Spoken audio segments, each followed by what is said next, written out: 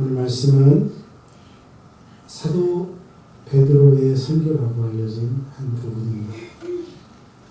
베드로는 어떤 사람입니까? 예수님의 수제자로 기억되시죠? 베드로는 예수님이 승천하신 이후에 고향인 갈릴리로 올라가지 않고 보혜사 성령님을 기다리라는 예수님의 말씀에 따라 유대 지방 한가운데 있는 예루살렘으로 들어갑니다. 그리고 그곳에 한 다락방에서 다른 제자들과 함께 모여 기도하다가 오순절 날에 강력하게 임하시는 성령의 충만을 받았습니다. 2장 1절 4절이 그날 그 일에 대해서 말해주고 있습니다. 그 말씀에 따르면 제자들에게 성령이 임하셨을 때 세 가지 아주 놀라운 사건이 일어났습니다. 첫 번째는 그들에게 급하고 강한 바람 같은 소리가 들렸다고 했습니다. 실제로 바람이 부는 건 아닌데 급하고 강한 바람 같은 소리가 그들의 귓전에 들려옵니다. 둘째는 그들의 눈에는 그의 혀처럼 갈라지는 것들이 보입니다.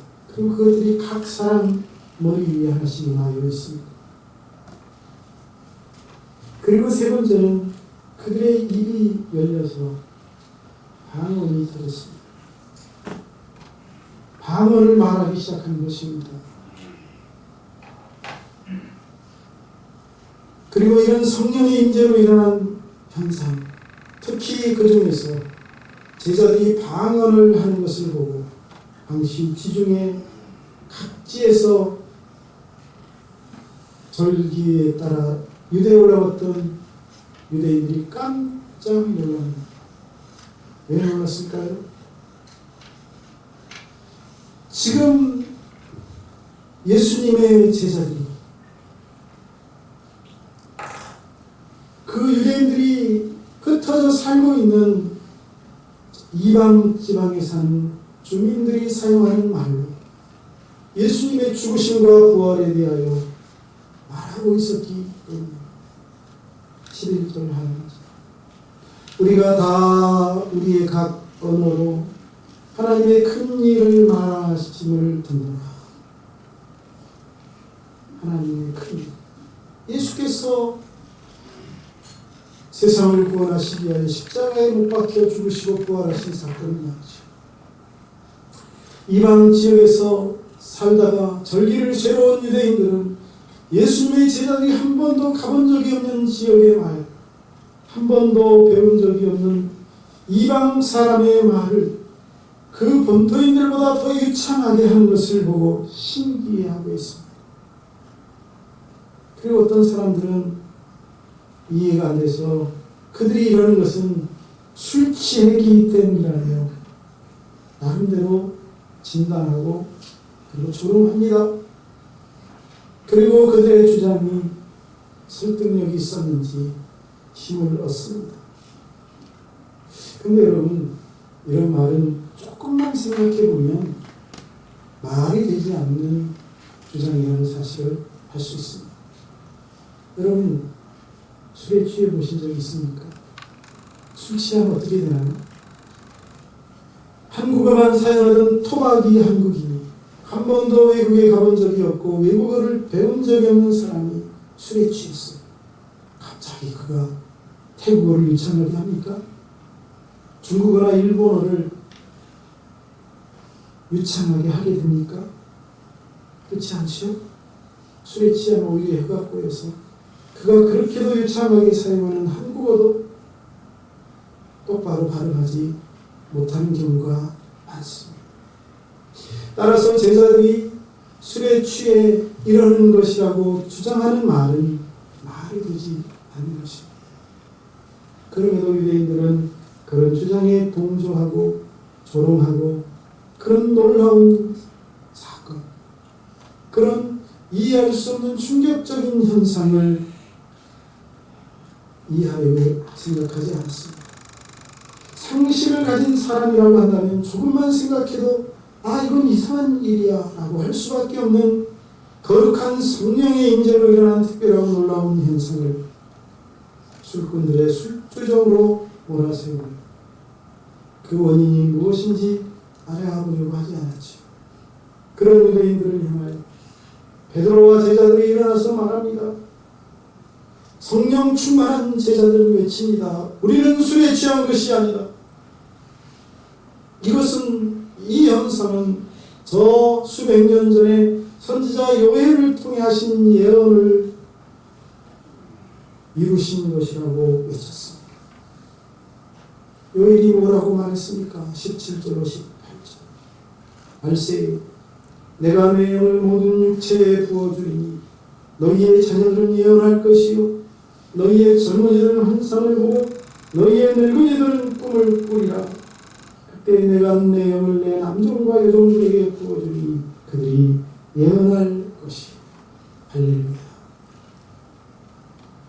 이 현상은 요엘 선지자를 통해 말씀하신 그 성령을 부어주시겠다는 약속의 성취라는 것이죠. 그리고 계속해서 외칩니다. 요엘 선지자의 이어지는 예언을 말입니다. 또 내가 위로 하늘에서는 기사를 아래로 땅에서는 징조를 베풀리니 곧 피와 불과 연기다. 주의 크고 영화로운 날이 이르기 전에 해가 변하여 어두워지고 달이 변하여 피가 되리라. 이게 무슨 내용인가? 이해할 수 없었지만 성령 충만한 베드로는 바로 이 예언이 그들이 십자가에 못 박아 죽인 예수 그리스도와 관련된 예언이라고 말하고 있습니다. 22절 하나님께서 그들 가운데서 나사렛 예수로 큰 권능과 기사와 표적을 베푸사 그들 앞에서 그를 증언하셨습니다. 이렇게 선지자 요엘을 통해서 미리 예언하시고 하나님이 예수를 보내서 그 예언대로 기사와 표적을 배우시고 징조를 베풀어 주셨습니다. 하지만 그런 말을 듣고 예언을 받고 이제 그런 현상을 목도한 유대인들은 어떻게 합니까? 그들이 법 없는 자들 로마인들의 손을 빌려 예수를 십자가에 못 박아 죽이고 그랬다는 것이죠. 그런데 며칠 전 대제사장을 비롯한 유대인들이 합심하여 고문하고 십자가에 못 박아 죽였던 그 예수가 다른 사람이 아니라 그들이 그토록 위대하게 생각하는 왕 다윗이 예언했던 사람이라는 것이죠. 하나님이 자기 자손 중에서 한 사람을 그에 함께 하리라 맹세하셨던 그 사람이 바로 예수라는 것입니다. 그리고 제자들은 더 나아가 예수는 하나님의 아들이며 구세주라고 외쳤습니다. 예수는 유대인들에 의해서 십자가에 처형되었지만 하나님께서는 그 예수를 죽음에서 사망의 고통에서 풀어 살려내셨다고 증언하면서 바로 자신들이 그 예수의 죽음과 부활의 증인이라고 외치고 있는 것입니다. 얼마나 놀라운 말입니까? 사실 제자들은 성령 받기 전까지만 해도 이런 사실을 이해하지 못했습니다. 예수님이 수차례 설명해 주셨지만 예수님의 죽음과 부활에 대해서 그들은 이해할 수 없었습니다. 또한 그들은 유대인들이 벌벌 두려워 떨고 있었습니다. 그런 그들이 성령 충만 받더니 진리의 말씀을 꿰뚫어 밝히 알고 그리고 예수님의 부활과 죽음과 부활을 증언하고 있습니다. 예수님의 죽음과 부활이 무엇이기에 그들이 이렇게 목숨을 걸고 두려워하던 그들이 담대하게 나아가서 증언하는 것입니까? 그들이 예수의 부활을 전하며 강조하는 이유가 무엇입니까? 예수님의 부활은 완전한 죄사함의 선언이기 때문입니다. 따라합시다. 예수님의 부활은 완전한 죄사함의 선포이다. 다시 말씀드리면 예수님의 부활은 죄에 대한 승리라는 것이죠. 아담과 하와의 범죄로 그 모든 후손들은 죄인이 되었습니다.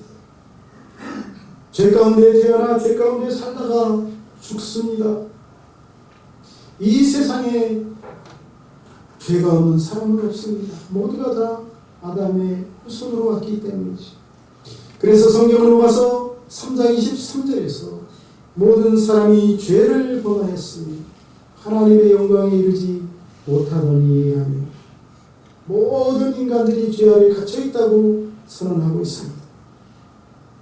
그런데 이 죄는 보통 심각한 것이 아닙니다. 인간에게 아주 충격적인 결과를 가져다 주었습니다.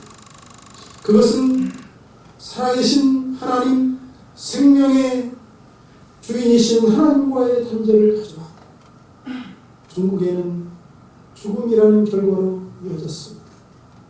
그리고 그 죽음은 육체적인 사망뿐만이 아니라 영적으로도 완전히 죽는 것입니다. 그런데 바울은 로마서 5장 12절에서 한 사람으로 말미암아 죄가 세상에 들어오고 죄로 말미암아 사망이 들어왔습니다. 모든 사람이 죄를 지었으므로 사망이 모든 사람에게 이르렀다고 이 죄라는 놈이 한 사람 그들의 시종인 아담과 하와를 통해 들어왔다고 말하고 있습니다. 그리고 이 죄에서 자유로울 수 있는 사람이 아무도 없다고 말하고 있는 것입니다. 그렇습니다. 죄라는 것은 만복의 근원이시고 풍성한 생명의 원천이신 하나님과 우리를 완전히 끊어놓습니다. 그리고 우리를 사망으로 몰아갑니다. 그런데 놀라지 마십시오. 그런 하나님과의 단절로 고통하고 시시각각 다가오는 죽음으로 인하여 절망하는 우리를 불쌍히 여기사 하나님과의 관계를 회복시키시고 우리를 사망에서 벗어나 영원한 생명을 누리게 해주시려고 오신 분이 계시니 바로 그분이 예수 그리스도이십니다. 예수님은 우리를 무서운 죄와 사망에서 구원하러 오신 분이십니다. 그리고 예수님의 죽음은 하나님과 우리의 관계 단절의 원인이었던 우리의 죄 문제를 해결해 주시기 위한 것이었습니다.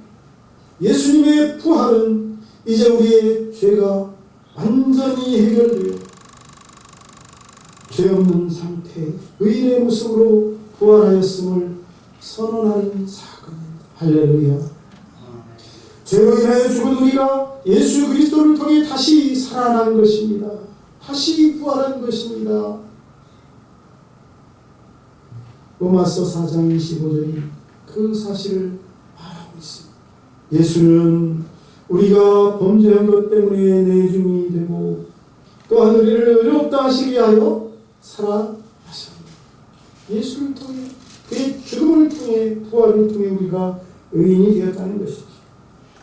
고린도전서 15장 12절로 22절은 이런 사실을 더 자세히 말해주고 있습니다. 한번 잘 들어보십시오.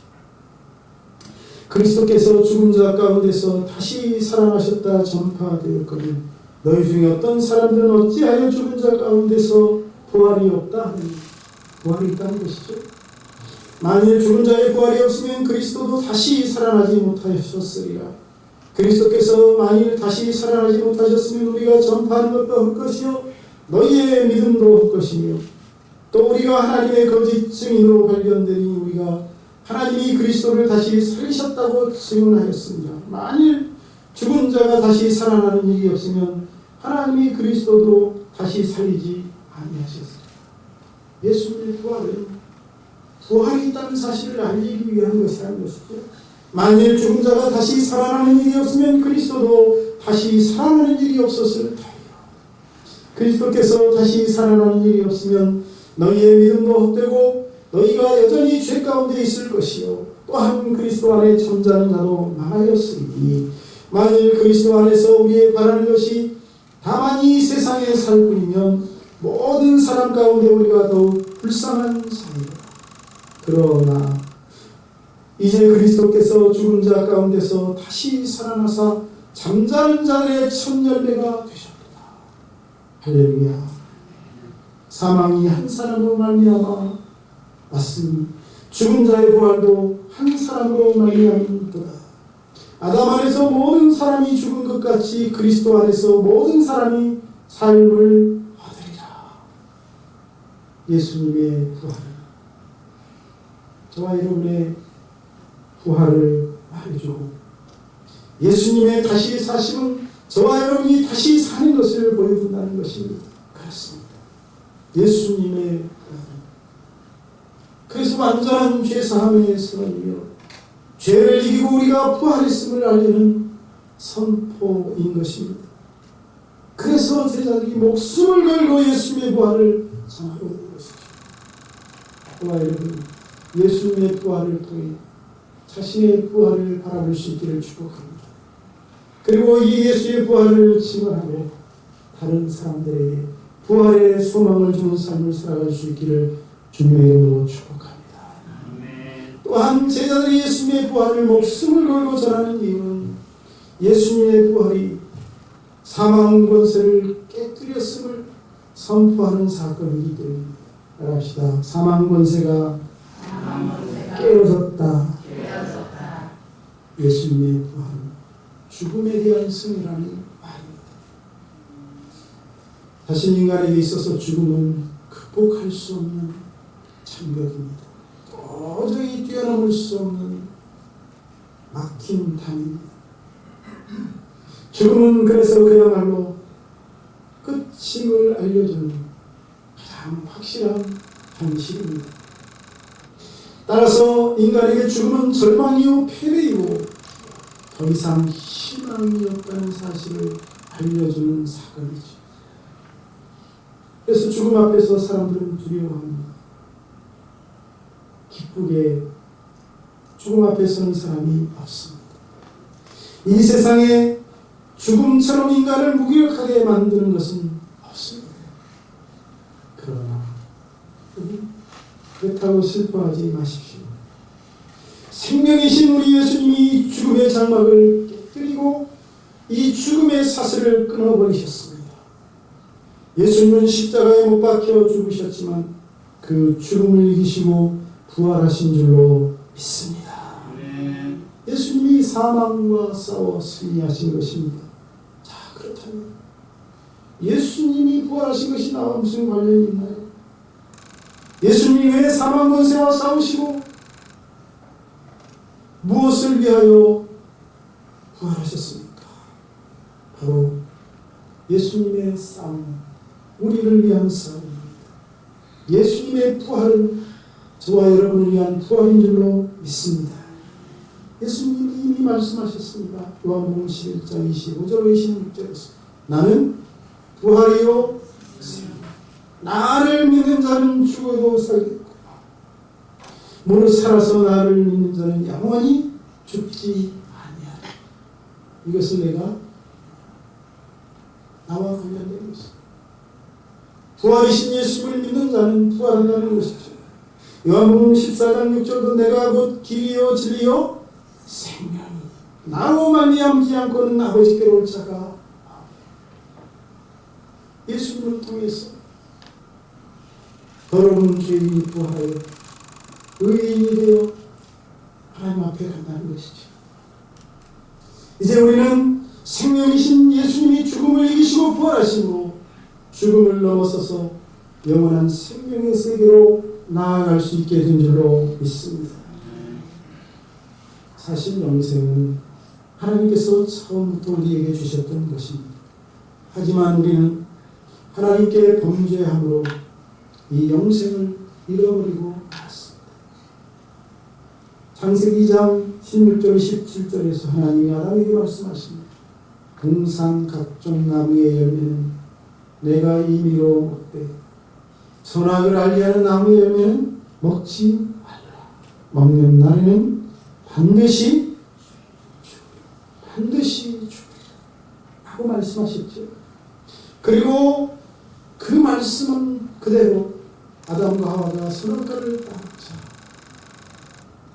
불순종하자 죽음의 저주를 죽고 말았습니다. 그리고 이 죽음은 영육의 죽음이고 영원한 죽음이고 완전한 죽음입니다. 인간으로서는 피할 수가 없습니다. 그래서 우리에게는 절망인 것이지. 이런 상태에서, 그런데 이런 상황 속에서 죽음의 저주에 걸려있는 부하여러분을 불쌍히 여기셔서 그 저주의 사슬을 끊고자 오신 분이 계시니 그분이 예수 그리스도이신 줄로 믿습니다. 예수님은 우리를 위해 죽음의 저주를 끊어내기 위해 십자가에서 못 박혀 죽으셨습니다. 하지만 사흘 만에 죽음을 이기시고 부활하심으로 우리에게 사망 권세가 이제 무너졌음을, 죽음의 사슬이 끊어졌다는 사실을 확인시켜 주셨습니다. 그래서 예수님의 부활은 죽음으로부터의 승리를 약속하는 그런 현상인 것입니다. 예수님의 제자들이 예수님의 부활의 증인이 되어 예수님의 부활을 목숨을 걸고 증언하는 이유가 여기에 있습니다. 예수님의 부활이 나와 상관없는 다시 사심이 아니라 바로 나를 위한 부활이라는 사심. 할렐루야. 따라합시다. 예수님의 부활은 나를 위한 부활입니다. 부활 여러분이 예수님의 부활을 바라보면서 내가 뒤집어 쓴 죽음의 사슬이, 죽음의 저주가 완전히 끊어졌다는 사실을 믿으시기를 축원합니다. 세 번째, 제자들이 예수님의 부활을 목숨을 걸고 전하는 이유는 예수님의 부활이 사단의 권세를 깨뜨렸음을 알리는 사건이기 때문에, 다시 말하면 예수님의 부활은 사단과의 싸움에서 승리했음을 보여주는 것입니다.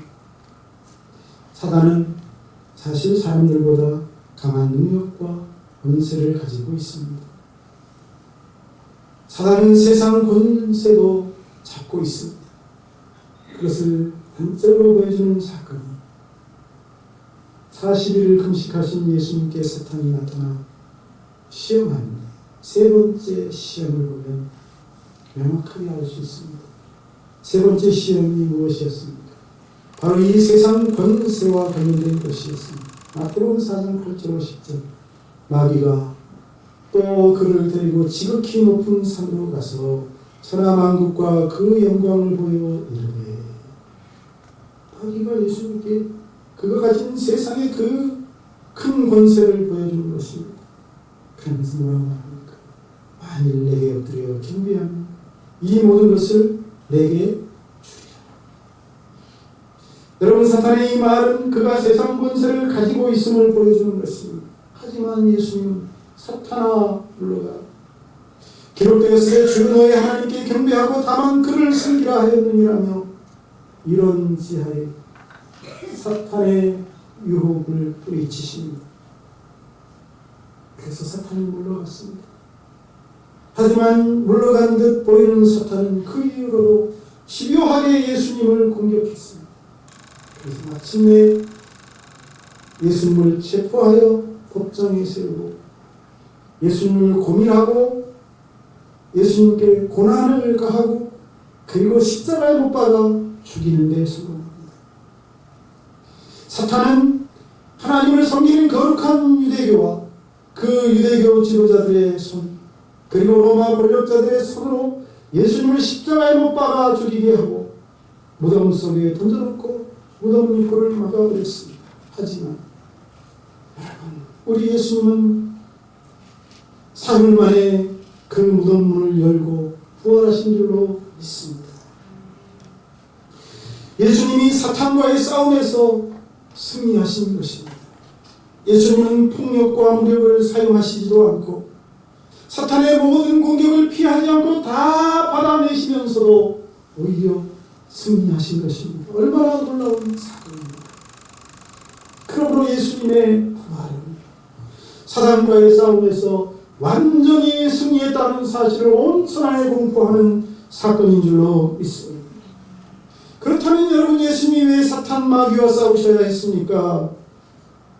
그것은 바로 저와 여러분 때문입니다. 사탄 마귀의 손아귀에 붙들려 살아가는 저와 여러분을 그 악한 마귀의 손에서 건져내시기 위함이지요. 악한 마귀의 손아귀에 붙들려 있는 저와 여러분을 그 손아귀에서 끄집어내서 하나님의 품으로 되돌리기 위함인 줄로 믿습니다. 이제 저와 여러분은 그래서 예수님의 부활을 통해 우리를 붙잡은 사탄의 권세가 깨어지고 이제는 사단이 저와 여러분에게 영향력을 행사할 수 없는 존재가 된 줄로 믿습니다. 저와 여러분은 이제 하나님의 권세에 속한 자입니다. 하나님의 자녀입니다. 하나님의 사람인 줄로 믿습니다. 바울은 에베소서 2장 1절로 3절에서 그는 허물과 죄로 죽었던 너희를 살리셨도다. 그때 너희는 그 가운데서 행하여 이 세상 풍조를 따르고 공중권세 잡은 자를 따랐으니, 마귀를 따랐다는 것이죠. 곧 지금 불순종의 아들들 가운데서 역사하는 영이라. 전에는 우리도 다 그 가운데에서 우리 육체의 욕심을 따라 지내며 육체와 마음이 원하는 것을 하여 다른 이들과 같이 본질상 진노의 자녀였더니, 우리가 예수님을 믿지 않았을 때 사탄의 손아귀에 잡혀 있었다는 사실을 알고 있는 것입니다. 하지만 사랑하는 여러분이요, 저와 여러분이 예수님을 통해 이제는 그 사단의 손아귀에서 벗어난 줄로 믿습니다. 바울은 말합니다. 너희가 내 말에 거하는 참내 제자가 되고 진리를 알지니 진리가 너희를 자유케 하리라. 예수님의 말씀이죠. 바로 이 예수님의 말씀이 자신이 저와 여러분을 사단의 손아귀에서 건져내 주시겠다는 약속의 말씀인 줄로 믿습니다. 우리는 진리이신 예수님의 부활을 통해서 자유를 얻게 된 것입니다. 따라서 예수님의 부활은 우리를 사단의 손아귀에서 해방시키기 위한, 그리고 완전히 해방시켰다는 선언인 줄로 믿습니다. 그러므로 저와 여러분, 더 이상 사단을 두려워하지 아니하고 하나님의 자녀로서 당당하게 살아갈 수 있기를 주의 이름으로 축복합니다. 이제 말씀을 정리합니다. 오늘 말씀에서 성령 충만 받은 제자들이 전하는 가장 중요한 메시지는 예수님의 부활이었습니다. 그들이 왜 목숨을 걸고 예수님이 부활하셨다고 전하고 있습니까? 예수님의 부활, 참으로 놀라운 사건이기 때문에 저와 여러분을 완전한 괴사함을 가져다주는 사건입니다. 저와 여러분에게 사망 권세가 이제는 깨어졌음을 선포하는 사건입니다. 사단의 권세까지도 깨뜨렸음을 알려주는 사건이기 때문입니다. 그러므로 이 예수님의 부활을 통해서 저와 여러분은 이제 죄인에서 의인으로, 사망에서 생명으로, 사단의 손아귀에서 자비로우시고 사랑이 풍성하신 하나님의 품으로 옮겨간 줄로 믿습니다. 그러므로 사단을 두려워하지 마시고 죽음도 두려워하지 마시고, 그리고 죄에 대한 죄책감에서도 벗어나서 담대하게 살아갈 수 있기를 주님의 이름으로 축복합니다. 기도하겠습니다. 살아계신 하나님, 오늘 저희에게 하나님의 말씀을 통해서 예수님의 부활이 얼마나 놀라운 사건이요, 우리에게 있어서 감사하고 중요한 사건인지를 깨닫게 해주시니 감사합니다. 예수님의 부활이 우리가 죄로부터 완전히 벗어났고 사망의 사슬에서 해방되었으며 사단의 소나기에서 해방되었다는 사실을 우리가 믿게 하여 주시옵시고 이제는 남은 생에 담대하게 하나님의 자녀로서 우리도 제자들처럼 예수님의 부활을 전하며 승리의 삶을 살 수 있게 하여 주옵소서. 예수님의 이름으로 축복하고 기도하옵나이다.